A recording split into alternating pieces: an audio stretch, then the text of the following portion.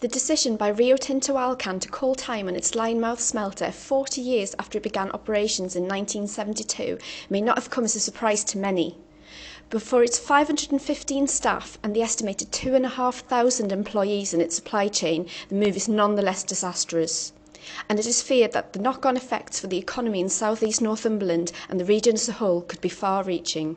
After a very thorough strategic review of the operation and an extended period of consultation with the workforce, what we now will move towards is the end of production in the hot metal area at the smelter. So that will mean that about 323 colleagues will be leaving us at the end of May. We'll keep some of the carbon and casting facility operational until later on this year, and then those colleagues will leave the business, and that will leave a team of about 60 core people who will be involved in the decommissioning process, the remediation of the land. What do you think this means for people in South East Northumberland? It's probably the worst news that we could ever have. It's the largest employer that we have. Once we lost the pits, at least we had Alcan.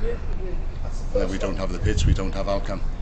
But recently we were sent by the company down to Anglesey, where they 2 years ago closed another plant, and we had a look at Holyhead, the large town next to the plant there that was closed, and it's like a ghost town, and there's nothing tells me that unless we do something in the northeast, that's not going to happen to Ashington. It probably will. I can find it very, very difficult to get another job. It's 61 years of age. The job market's not easy for anyone. I think it would be very, very difficult for people of my age. We're busy ensuring that people receive the correct training, they receive the correct outplacement support. All redundancy talks and stuff like that are finished now. We'll just make sure people get the right support for to find alternative jobs. Well, obviously we're very sad that it's come to this, but Rio Tinto Alcan aren't actually sort of saying it's shutting tomorrow. There's an orderly process.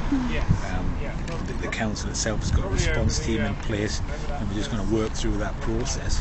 And although it's going to be a big blow to the economic prosperity of the southeast corner of Northumberland, we do actually need to try and get as many of these guys back into employment as soon as we can. But because they're highly trained and Rio Tinto have invested in their people over all these years, there'll be a lot of transferable skills, and we do have a shortage of engineers in the northeast, so hopefully the personal impact on people's lives won't be as great as the sort of the social impact of the plant shutting. This is Petra Silvershield reporting for News Post Leader TV at Rio Tinto Alcan in Lynemouth, Northumberland.